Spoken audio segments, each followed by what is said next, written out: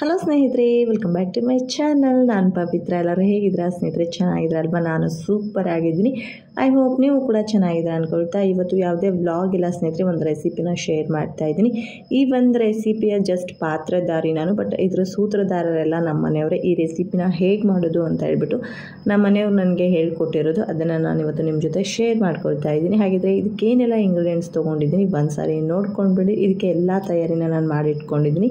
ಈರುಳ್ಳಿ ತೊಗೊಂಡಿದ್ದೀನಿ, ಹಸಿಮೆಣಸಿನ್ಕಾಯಿ, cabbage, carrot, beans, capsicum, soya sauce, tomato sauce, 3 ನಾಟಿ ಮೊಟ್ಟೆ ತೊಗೊಂಡಿದ್ದೀನಿ. ಹಾಗೆ ವಿನೆಗರ್ ಕೂಡ ತೊಗೊಂಡಿದ್ದೀನಿ ಸ್ವಲ್ಪ. ಹಾಗೆ ಇಲ್ಲಿ ಕರಿಮೆಣಸು ಅಂದರೆ ಕಾಳುಮೆಣಸು ಪೌಡರು, ಉಪ್ಪು, ಕೊತ್ತಂಬರಿ ಸೊಪ್ಪು, ರೈಸ್ ಕೂಡ ರೆಡಿ ಮಾಡಿ ಇಟ್ಕೊಂಡಿದ್ದೀನಿ. ಇದನ್ನು ಹೇಗೆ ಮಾಡೋದು ಅಂತಲೂ ಕೂಡ ತಿಳಿಸ್ಕೊಟ್ಬಿಡ್ತೀನಿ ಸ್ನೇಹಿತರೆ. ನಾನಿಲ್ಲಿ ಒಂದು ಕಡಾಯಿ ಒಳಗಡೆ ಸ್ವಲ್ಪ ಎಣ್ಣೆ ಹಾಕ್ಕೊಂಡಿದ್ದೆ. ಅದು ಎಣ್ಣೆ ಚೆನ್ನಾಗಿ ಕಾದ ನಂತರ 2 ಮೀಡಿಯಮ್ ಸೈಜು ಈರುಳ್ಳಿನ ನಾನು ಉದ್ದುದ್ದರಾಗಿ ಕಟ್ ಮಾಡಿ ಇಟ್ಕೊಂಡಿದ್ದೆ. ಇದನ್ನು ನಾನೊಂದು 2 ರಿಂದ 3 ನಿಮಿಷ ಇದನ್ನು ಚೆನ್ನಾಗಿ ಫ್ರೈ ಮಾಡ್ಕೊಳ್ತೀನಿ. ಲೈಟಾಗಿದ್ದು ಕಲರ್ ಚೇಂಜ್ ಆದರೆ ಸಾಕು. ನೆಕ್ಸ್ಟ್ ಆ ಈರುಳ್ಳಿನ ಸ್ವಲ್ಪ ಸೈಡಿಗೆ ಅಂದ್ಬಿಟ್ಟು ಆ ಎಣ್ಣೆ ಇರುತ್ತಲ್ವ, ಆ ಎಣ್ಣೆ ಒಳಗಡೆ 3 ಮೊಟ್ಟೆಗಳನ್ನು ಒಡೆದು ಹಾಕ್ಕೊಂಡಿದ್ದೀನಿ. ಇದನ್ನು ಕೂಡ ಅಷ್ಟೇ ಒಂದು 2 ರಿಂದ 3 ನಿಮಿಷ ಚೆನ್ನಾಗಿ ಮಿಕ್ಸ್ ಮಾಡ್ಕೊಂಡ್ಬೇಡ. ನನಗೆ ಮೊಟ್ಟೆ ಒಳಗಡೆ ಯಾವುದೇ ರೆಸಿಪಿ ಬರೋದಿಲ್ಲ ಸ್ನೇಹಿತರೆ. ನಾನು ಪ್ಯೂರ್ ವೆಜಿಟೇರಿಯನ್ನು, ಮೊಟ್ಟೆನೂ ಕೂಡ ವೆಜ್ಜೆ, ಬಟ್ ನನಗೆ ಅದು ಅಭ್ಯಾಸ ಇಲ್ಲ. ನಾನು ಏನೂ ಊಟ ಮಾಡಲ್ಲ. ಬಟ್ ನಮ್ಮ ಮನೆಯವರು ಈ ರೀತಿ ಏನಾದ್ರು ಕೇಳಿದಾಗ ಮಾಡಿಕೊಡ್ತೀನಿ. ನನಗೆ ಮೊಟ್ಟೆ ಒಳಗಡೆ ಏನು ರೆಸಿಪಿನೂ ಬರಲ್ಲ, ಬಟ್ ಅವ್ರು ಹೇಳ್ಕೊಡ್ತಾ ಇರ್ತಾರೆ, ನಾನು ಮಾಡಿಕೊಡ್ತಾ ಇರ್ತೀನಿ. ಸೊ ಇವಾಗ ಒಂದು 2 ರೆಸಿಪಿ ಕಲ್ತಿರೋದಷ್ಟೇ ನಾನು ಮೊಟ್ಟೆ ಒಳಗಡೆ. ಇದೇ ಫಸ್ಟ್ ಟೈಮ್ ಆಗಿರೋದ್ರಿಂದ ಏನಾದರೂ ಮಿಸ್ಟೇಕ್ ಅನ್ನೋ ಥರ ಇದ್ದರೆ ದಯವಿಟ್ಟು ಶೇರ್ ಮಾಡಿ. ನೆಕ್ಸ್ಟ್ ಅದನ್ನು ನಾನು ತಿದ್ಕೊಳ್ತೀನಿ. ನೆಕ್ಸ್ಟ್ ಅದನ್ನು ಮೊಟ್ಟೆನ ಚೆನ್ನಾಗಿ ಈರುಳ್ಳಿ ಜೊತೆ ಮಿಕ್ಸ್ ಮಾಡಿಬಿಟ್ಟು ತರಕಾರಿ ಏನೆಲ್ಲ ತೊಗೊಂಡಿದ್ವಿ, ಸೊ ಆ ತರಕಾರಿನ ಹಾಕ್ಕೊಳ್ತಾ ಇದ್ದೀನಿ. ಹಸಿಮೆಣ್ಸಿನ್ಕಾಯಿ ನೀವು ಖಾರ ನೋಡ್ಕೊಂಡ್ಬಿಟ್ಟು ಹಾಕ್ಕೊಳ್ಳಿ. ನನ್ನ ಮಕ್ಕಳು ತಿನ್ನೋದು ಅಂತ ಹೇಳ್ಬಿಟ್ಟು ಸ್ವಲ್ಪ ಖಾರನ ಕಡಿಮೆ ಮಾಡ್ಕೊಂಡಿದ್ದೀನಿ. ಇವಾಗ ಇದನ್ನು ಸ್ನೇಹಿತರೆ ಒಂದು 80 to 85%, 80 ಅಥವಾ 85% ಅಷ್ಟು ನಾವು ತರಕಾರಿನ ಬೇಯಿಸ್ಕೊಂಡ್ರೆ ಸಾಕು. ಜಾಸ್ತಿ ಬೇಯಿಸ್ಕೊಳ್ಳೋ ಅವಶ್ಯಕತೆ ಇಲ್ಲ. ಸೊ ಇದು ತಿನ್ನುವಾಗ ಕ್ರಿಸ್ಪಿಯಾಗಿ ಸಿಕ್ಕರೆ ತುಂಬ ಚೆನ್ನಾಗಿರುತ್ತೆ ಅಂತ ಹೇಳ್ಬಿಟ್ಟು ನಮ್ಮ ಮನೆಯವ್ರು ಹೇಳಿದ್ದು. ನಾನು ಟೇಸ್ಟ್ ಮಾಡಲ್ಲ. ಸೊ ಹಾಗಾಗಿ ಒಂದು 80-85% ನಾನು ಇದನ್ನು ಬಾಯ್ಲ್ ಮಾಡ್ಕೊಂಡಿದ್ದೀನಿ. ನೆಕ್ಸ್ಟ್ ಸ್ನೇಹಿತರೆ ಇದಕ್ಕೆ ಒಂದು 2 ಸ್ಪೂನಷ್ಟು ನಾನು ವಿನೆಗರ್ನ ಹಾಕ್ಕೊಳ್ತಾ ಇದ್ದೀನಿ. ಹಾಗೆ ಒಂದು 2 ಸ್ಪೂನಷ್ಟು ಟೊಮೊಟೊ ಕೆಚಪ್ಪನ್ನು ಕೂಡ ಹಾಕ್ಕೊಂಡಿದ್ದೀನಿ. ನೆಕ್ಸ್ಟು ಒಂದು ಸ್ಪೂನಷ್ಟು ನಾನಿಲ್ಲಿ ಸೋಯಾ ಸಾಸನ್ನು ಹಾಕ್ಕೊಂಡಿದ್ದೀನಿ. ಸೋಯಾ ಸಾಸ್ ನೋಡಿಬಿಟ್ಟು ಹಾಕ್ಕೊಳ್ಳಿ ಸ್ನೇಹಿತರೆ. ಇದಕ್ಕೆ ನೀವು ಗ್ರೀನ್ ಚಿಲ್ಲಿ ಸಾಸು ಮತ್ತು ರೆಡ್ ಚಿಲ್ಲಿ ಸಾಸು ಕೂಡ ಯೂಸ್ ಮಾಡ್ಬೋದು. ನಿಮಗೆ ಖಾರ ಇಷ್ಟ ಆಗುತ್ತೆ ಅಂದರೆ. ಅದು ಯಾವುದೂ ಇಲ್ಲ ಅಂದರೆ ನೀವು ಖಾರದ ಪುಡಿನೂ ಕೂಡ ಯೂಸ್ ಮಾಡ್ಬೋದು. ಸೊ ಅದು ಕೂಡ ಚೆನ್ನಾಗೇ ಇರುತ್ತೆ ಟೇಸ್ಟು. ಹಾಗೆ ಇದಕ್ಕೆ ನಾನು ಕಾಳುಮೆಣಸು ಪೌಡ್ರು ಕೂಡ ಯೂಸ್ ಮಾಡೋದ್ರಿಂದ ನಾನಿಲ್ಲಿ ಯಾವುದೇ ಚಿಲ್ಲಿ ಪೌಡರು ಮತ್ತು ರೆಡ್ ಚಿಲ್ಲಿ, ಗ್ರೀನ್ ಚಿಲ್ಲಿ ಅದೇನು ಯೂಸ್ ಮಾಡ್ತಾಯಿಲ್ಲ, ಮಕ್ಕಳು ಇಷ್ಟಪಡೋದಿಲ್ಲ ಅಂತ ಹೇಳ್ಬಿಟ್ಟು. ನೆಕ್ಸ್ಟ್ ಇದಕ್ಕೆ ರೈಸ್ ಎಷ್ಟು ಬೇಕಾಗುತ್ತೆ ನೋಡ್ಕೊಂಡ್ಬಿಟ್ಟು ರೈಸ್ ಹಾಕ್ಕೊಂಡು ಇದನ್ನು ಒಂದು ಸಾರಿ ಚೆನ್ನಾಗಿ ಮಿಕ್ಸ್ ಮಾಡ್ಕೊಳ್ಬೇಕು. ಇದ್ರ ಜೊತೆ ಎಲ್ಲ ಚೆನ್ನಾಗಿ ಸೆಟ್ ಆಗಬೇಕು.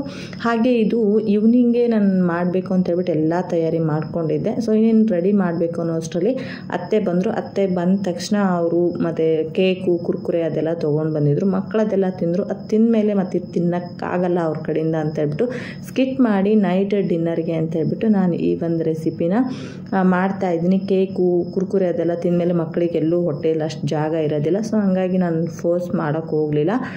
ಸಡನ್ನಾಗಿ ಅತ್ತೆನೂ ಕೂಡ ಎಂಟ್ರಿ ಕೊಟ್ಟಿರೋದು. ತುಂಬಾ ಖುಷಿ ಆಯಿತು ಅತ್ತೆ ಬಂದಿರೋದು. ಹೇಳಿರಲಿಲ್ಲ ಅತ್ತೆ ಬರೋದು, ನನಗೆ ಗೊತ್ತೂ ಇರಲಿಲ್ಲ. ನಮ್ಮ ಮನೆಯವ್ರಿಗೂ ಸಹ ಗೊತ್ತಿರಲಿಲ್ಲ ಅತ್ತೆ ಬರೋದು. ಬಟ್ ಸಡನ್ನಾಗಿ ಬಂದಿದ್ದಾರೆ. ಅವ್ರಿಗೇನೋ ಸ್ವಲ್ಪ ಹೆಲ್ತ್ ಅಪ್ಸೆಟ್ ಆಗಿತ್ತು. ಸೊ ಹಾಸ್ಪಿಟಲಿಗೆ ತೋರಿಸ್ಕೊಂಡು ಹೋಗೋಣ ಅಂತ ಹೇಳ್ಬಿಟ್ಟು ಬಂದಿದ್ದಾರೆ. ಸೊ ಸ್ನೇಹಿತರೆ ಇವಾಗ ಈ ಮೊಟ್ಟೆದು ಏನಿತ್ತು, ಮೊಟ್ಟೆ ಒಳಗಡೆ ರೈಸ್ ಎಲ್ಲ ನೀಟಾಗಿ ಚೆನ್ನಾಗಿ ಬ್ಲೆಂಡ್ ಆಗೋ ರೀತಿ ಮಿಕ್ಸ್ ಮಾಡ್ಕೊಳ್ತೀನಿ. ಹಾಗೆ ನಮ್ಮ ಮನೆಯವ್ರಿಗೆ ಗೊತ್ತು, ಅವರು ಹುಷಾರಿದ್ದಾಗ ನಾನು ಅವರಿಗೆ ಈ ರೀತಿ ಮೊಟ್ಟೆ ರೆಸಿಪೀಸ್ ಏನು ಕೇಳಿದ್ರು ನಾನು ಮಾಡಿಕೊಡಲ್ಲ. ಬಟ್ ಅವ್ರಿಗೆ ಹುಷಾರಿಲ್ಲ ಅಂದಾಗ ಅವ್ರು ಕರೆಕ್ಟಾಗಿ ನನ್ನನ್ನು ಯೂಸ್ ಮಾಡ್ಕೊಂಡು ಬಿಡ್ತಾರೆ. ಗೊತ್ತು ನನಗೆ ಹುಷಾರಿಲ್ಲ ಅಂತ, ನಾನು ಏನು ಕೇಳಿದ್ರು ಅವ್ರು ಮಾಡಿಕೊಡ್ತಾಳೆ ಅಂತ ಹೇಳ್ಬಿಟ್ಟು.